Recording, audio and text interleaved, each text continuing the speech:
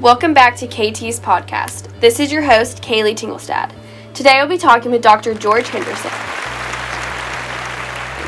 For those of you who do not know Dr. George Henderson, I will tell you.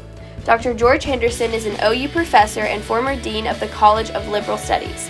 In 1967, Henderson became the first African American to own a house in Norman and the university's third full-time African American professor. He also led nonviolent protests that helped desegregate campus.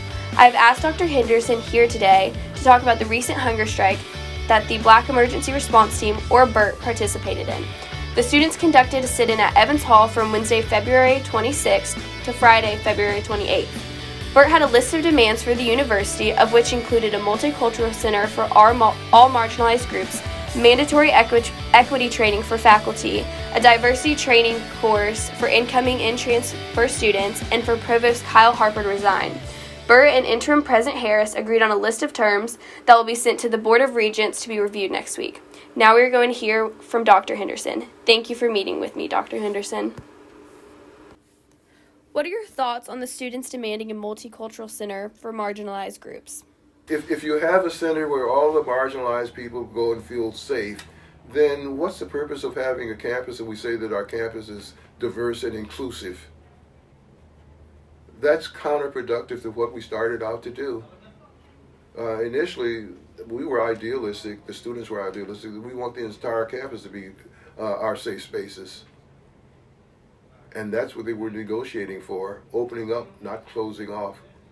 They already had the segregated piece of it, and they didn't like it.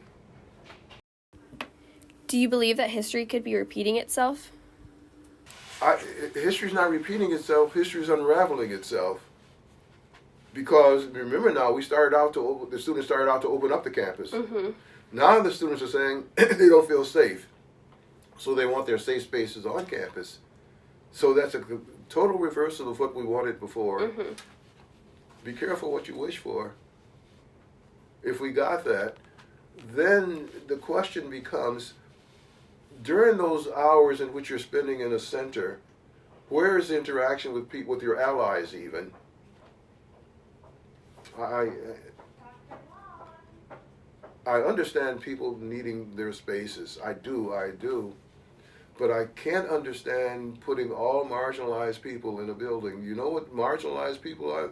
That includes blacks, Latinos, Asians, LGBT people, and on and on and on, mm-hmm. and those with disabilities. Do we really want? Is that really what we want? And if it is, then that ought to be something that I think that the various populations as a whole should discuss and talk about the implications of that. And I don't see the university saying we're going to give you that building unless they can justify that building helping make us more diverse and inclusive. That's a conversation that could be had in negotiations, mm-hmm. which would be interesting, by the way, to see. Do you believe that students are trying to separate themselves by creating a center for only marginalized groups? If that's what you want, acknowledge it, but don't. It's not okay for me, because we were committed to something else. If that's what we wanted during the civil rights movement, we had separate and unequal. Mm-hmm. We should have demanded separate and equal. And that's where they are now. That doesn't get us to an inclusive campus. It keeps us as being separate. Do you think there's a way you could make everyone happy on campus?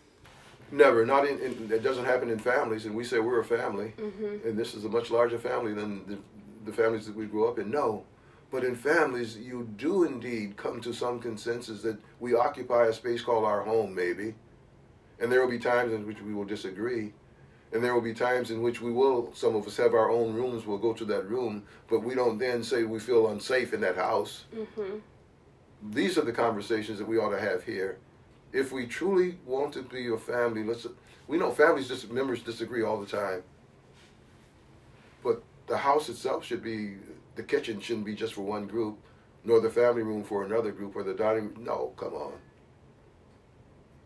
And the students of the 60s and 70s and the 80s that I knew wanted this campus to be truly inclusive.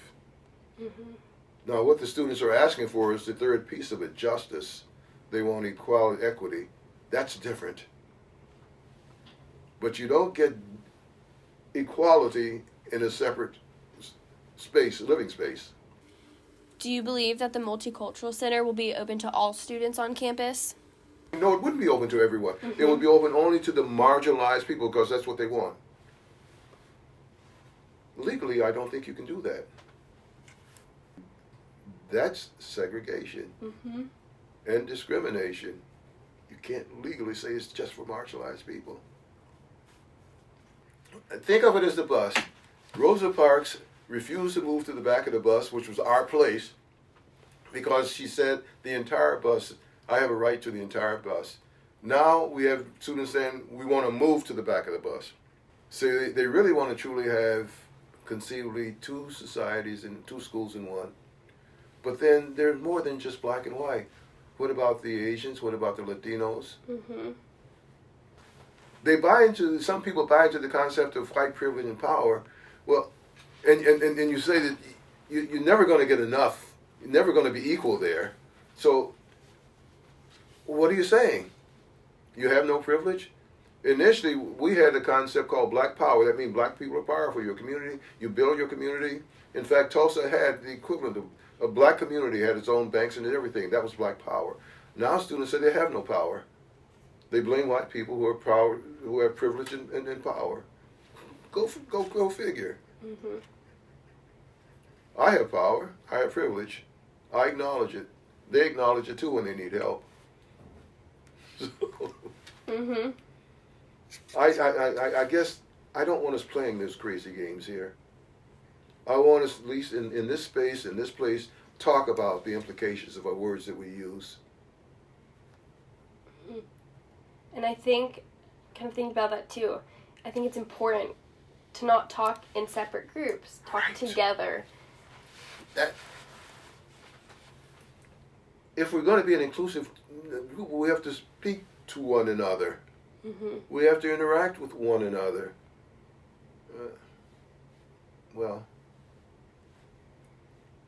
But the bitter truth is that not even faculty, staff, and administrators at most universities, or any university in broad practice, really are truly integrated. We go out our separate, except people like the Hendersons. How can the university do a better job at teaching diversity? There are no laws against negative attitudes or beliefs, none. Only against behaviors. Okay, now you're talking about the training that you get in, or the education that you get in courses. There are gen ed courses where the departments say, we cover diversity. Ask them, they'll tell you, but they don't. Have the courses, then let students pick.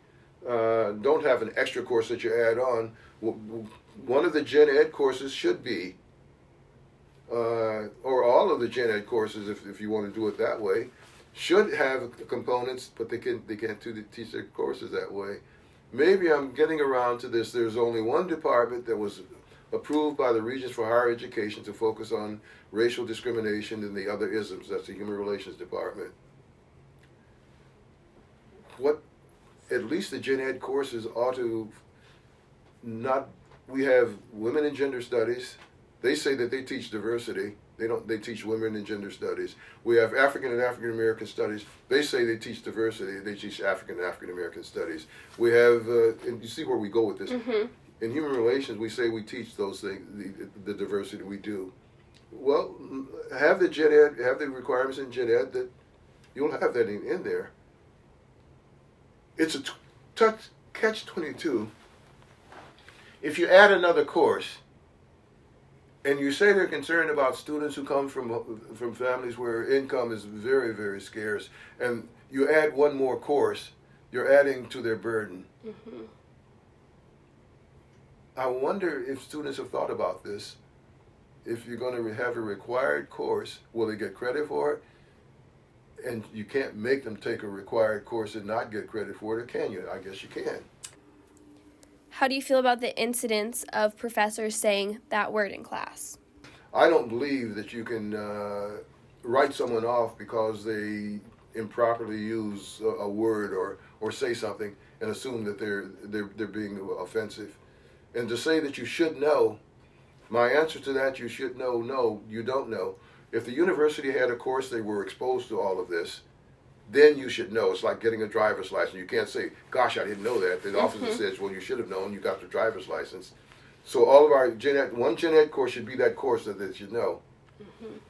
In my book, I say that you need allies. And don't prematurely write people off because they don't understand. And often when students ask for information, they're not being flippant or anything. They simply don't know. And the difficulty of trying to balance between what your parents and other people told you and what you find out here, it's tough. But I saw students who did exactly that. I saw students in the 60s and 70s who would say my parents, my grandparents are racist, but I'm not that way. And if I'd written them off, or if I'd written my roommate off, but I didn't have that option at Michigan State, or if my wife and I had written off all the people who didn't want us living in Norman, there wouldn't be very many people in my neighborhood. But they're our friends now. We watch their children grow up. We want some of them, when we celebrate the babies that are coming into the family. That's what the university should be, if we're family, if we're community. One of the professors read the word from a history document. How do you feel about that? Are we going to then ban books that have the word or require that publishers bleep out the word? Come on. And then what law says that you can legally prevent individuals from writing or speaking a word? And I'll take it even further. Why can one group say the word and the others not say the word? If it's traumatic, saying the word, and don't tell me because when I say it, it doesn't hurt as much. If the word is hurtful coming from a white person, it's just as hurtful coming from a black person. I don't know when you're joking and not joking when you use that. No and no. Wherever we're going in this ship now, it's not towards inclusiveness. It is towards separation. That bothers me. Thank you so much for taking the time to meet with me. That's all for today's podcast.